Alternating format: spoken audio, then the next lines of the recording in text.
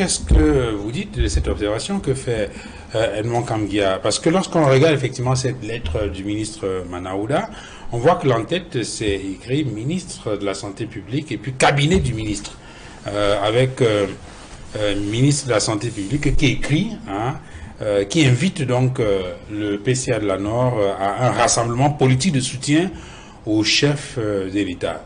Sur la forme, Edmond estime que c'est un problème dans cette confusion entre l'État et le parti, mais au-delà, que cache, je dis, quel est le projet du ministre Manaouda, de votre point de vue? Je ne vous demande pas de lire dans la boule de cristal, mais de faire une analyse politique comme vous savez bien le faire. En tant qu'analyste de l'opposition, bien sûr. Déjà, vous allez me permettre de faire une suggestion quant aux solutions à adopter pour réduire un peu le tribalisme, la division dans notre pays. Je vais évoquer ici la question des mythes rassembleurs, des mythes fédérateurs. Il faut que notre nation, notre État essaye de penser, parce qu'actuellement il n'y a pas de mythe fédérateur, ça veut dire ce qui nous unit. Qu'est-ce qui nous unit au Cameroun? Qu'est-ce qui unit les communautés? Qu'est-ce qui unit les Camerounais? L'hymne national, donc questionnons un peu les symboles de l'État.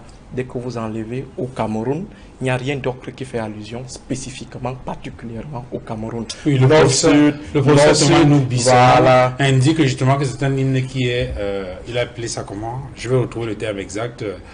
Pour dire qu'on peut remplacer au Cameroun par au Zimbabwe, oui, au Gabon, au Ghana, et ça donnera toujours un sens. Moi, si on avait peut-être inséré... que si on s'en tient au second couplet, c'est un peu plus parlant, le second couplet de l'hymne national. Tu es la tombe où dorment nos pères, le jardin que nos aïeux ont cultivé. Nous travaillons pour te rendre prospère. Un beau jour, enfin, nous serons à... On peut également appliquer ça au Gabon.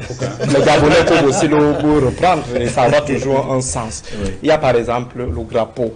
On vous dit, ça renvoie au Sahel. Vous avez la multitude de drapeaux vert, jaune, rouge, jaune en Afrique. Afrique francophone, ça fait pratiquement la même chose. Donc il faut comprendre. Le nôtre a une particularité, c'est une étoile d'or frappée au centre de la bande rouge. Oui, mais ça ne renvoie cette étoile d'or particulier à l'unité du Cameroun. Non, mais non. Du Ghana est noir. Alors, terminons. Donc il y a ça. Il y a par exemple notre propre histoire avec des héros qui naissent comme ça. Et pourtant, on doit créer quand même ces petits mythes-là qui vont faire en sorte nous avions à un moment donné l'équipe nationale. Vous voyez aujourd'hui qu'elle est totalement en déclin avec un théoricien à la tête de cette formation. Un théoricien. Donc c'est lui qui produit plus de théories que de victoires. Donc c'est un peu un problème. Maintenant, pour ce qui est de l'appel... J'allais dire l'appel à la sorcellerie. L'appel à la candidature du président en 2025.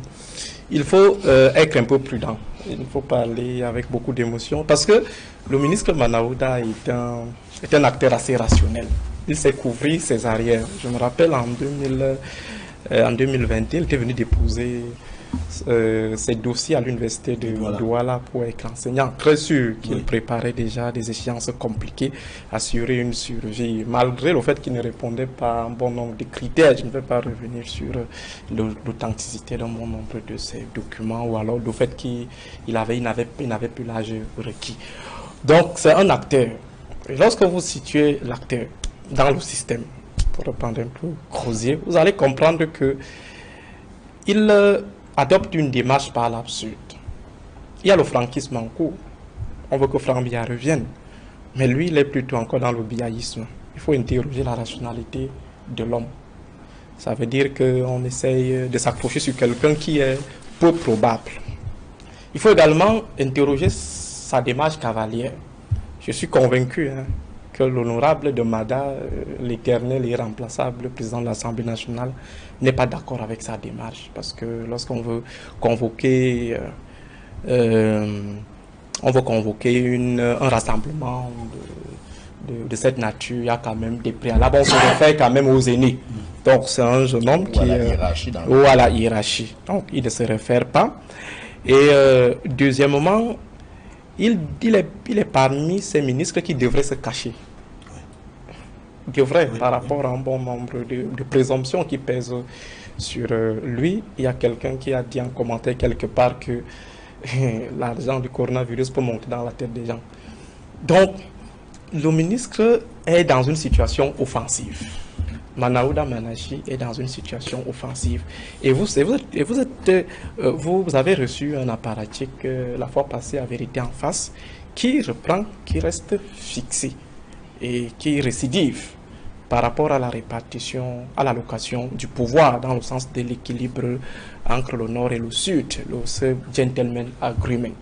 Il faut donc lire, voir beaucoup plus un agenda personnel du ministre Manaouda qui use et instrumentalise la figure du président de la République. Je pense que le régime ou le règne du corbeau et du renard avec le président de la République ne peut plus tenir, parce que nous continuons jusqu'à ce jour à douter de ses capacités à tenir les rênes de l'État. Je prends un exemple simple.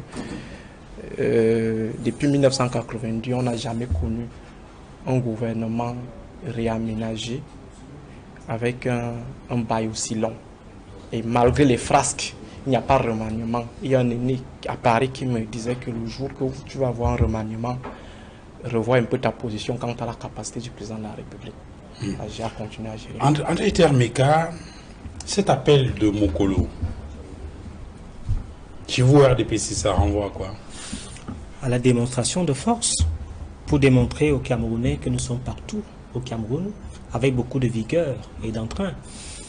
Démontrer également que la partie septentrionale est une partie acquise au RDPC. Et naturellement, on nous condamne pour ça, de faire une campagne perpétuelle et d'être proche du peuple à tout moment. Vous savez, les jeunes comme Aristide, ils peuvent discuter sur la forme, mais nous qui faisons la politique, c'est le terrain. Et c'est ça la différence entre les théoriciens de la politique et nous. Mais on veut savoir pourquoi c'est Manaouda. Je vais revenir sur l'homme, mais je parle d'abord de l'acte politique. La politique, c'est la mobilisation et le vote.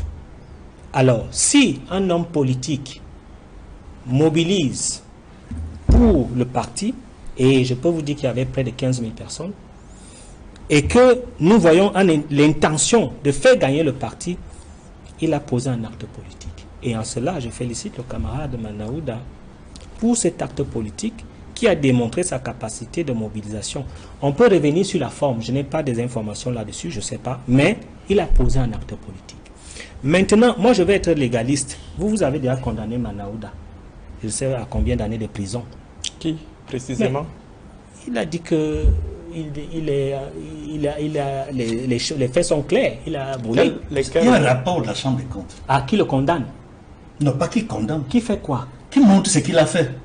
Et qu'il incrimine. Qu'il incrimine. Il incrimine dans le dossier. Il est son ministère. Ça veut dire donc qu'il n'a pas droit de faire des actes politiques. Il est condamné à ne rien faire. Mais il faut bien qu'on s'entende. Et je parle sous le contrôle d'un... Non, Oui, s'il mon contrôle. vous plaît, ce que je veux dire, non, s'il vous plaît, c'était une question oratoire. Non, je veux dire que les médias ne doivent pas être des juges. Des juges sentenciels. Mais au sein de votre parti, quand même, les gens interrogent la qualité de lui, la qualité. Pourquoi Manaouda? Pourquoi sa qualité au sein du parti et dans cette localité précisément? Je n'ai pas eu vent de cette querelle.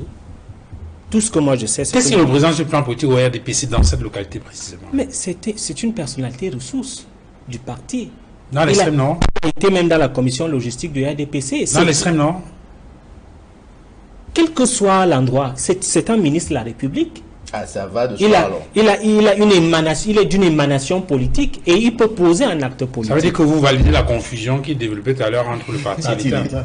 Non, ce que je veux dire, c'est que notre... Et donc quoi, son rôle dans le parti? Vous êtes devenu journaliste. Non, c'est juste que je suis très intéressé par vos développements. Parce que vous ignorez de votre haute science d'avocat que le président de la République est le président national du RDPC. Et le ministre de la République. Non, mais le ministre est un service. Oui, si c'est vrai dans le cas du président de la République, c'est vrai également dans le cas du ministre? Parce que c'est votre... Vous n'êtes pas obligé de répondre. Finissez votre développement et puis on continue. Ou bien l'analogie est parfaite à ce niveau-là? Bon, je vous trouve un peu diminué parce que vous refusez que je parle. Pourtant, peut-être vous êtes trois. Ce que je voudrais dire, ce que je veux dire, c'est que c'est un ministre du gouvernement, du régime politique RDPC. Je crains que vous soyez en sujet. Attendez votre tour, je vous en prie. Je le ferai sagement. C'est la faiblesse. C'est de la faiblesse pure, parce que moi je vous laisse parler, vous ne me laissez pas parler. C'est sûr ça? Oui, bien sûr. Ah non, obstruer un message, c'est de la faiblesse. Je ne crois pas. En tout cas, d'évidence, vous ne voulez pas ce que je veux dire, c'est que son agitation ne peut pas m'ébranler. Je suis en train de dire que il est l'émanation d'un ministre de la République, le chef de l'État est du RDPC, et étant un ministre du régime RDPC, il a vocation, n'est-ce pas, à poser les actes politiques pour le RDPC. Et je voudrais vous rassurer, nous sommes fiers de cet acte, au-delà des formes. C'est un acte politique qu'il a posé qui démontre la force du RDPC dans le septentrion. Très bien. Maître Roland Diouf, pour sortir de l'émission, un appel pour le président Biya à briguer un nouveau mandat. Un appel qui vient de Mokolo. Mokolo, c'est dans l'extrême nord du Cameroun. C'est une région qui est ravagée par le terrorisme. Est-ce qu'il y a une symbolique derrière, ou bien pour vous, c'est banal? Non, moi je ne vais pas m'arrêter. Le RDPC a le droit de faire ce qu'il veut. Donc, tant que c'est dans le cadre des lois de la République, on n'a pas à en rougir. Je convoque justement une analyse qui part du principe que le RDPC exprime sa liberté en tant que parti politique. C'est-à-dire que le RDPC a le droit de s'exprimer. Un leader du RDPC a le droit de faire un appel. Il demande que M. Biya se représente. C'est sa liberté. Mais la question que je me pose, c'est que le fait d'appeler M. Biya à ne pas se présenter, est-ce que c'est aussi une liberté?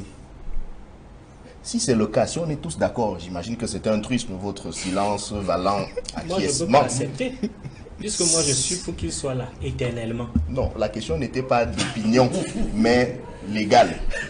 Est-ce que quelqu'un a le droit, comme M. Manaouda, de dire aussi que son souhait, c'est que M. Biya ne se présente pas? C'est votre droit, mais je vais vous combattre.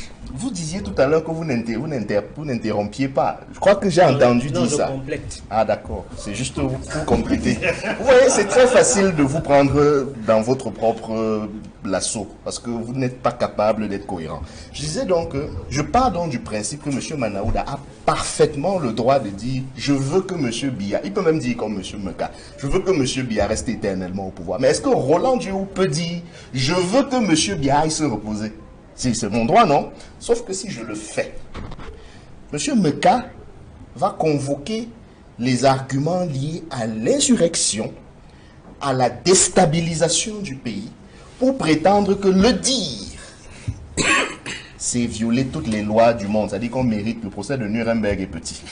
Ça, c'est ça que je vois dans cette histoire. Parce que on est dans un pays où certains se vantent, comme au RDPC, de dire qu'ils font de la campagne permanente. Mais est-ce que vous n'arrivez pas à dire au Cameroun, est-ce que vous empêchez aux petits partis politiques politiquement morts, comme le MRC, de faire pareil?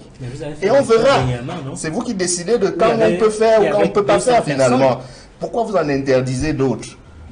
Même si c'est une personne. Quand c'est facile pour vous de dénigrer, vous dites qu'il y a eu 200 personnes, 1000 personnes. Il y a eu une personne, le professeur Kamto était seul à la tribune. Soit.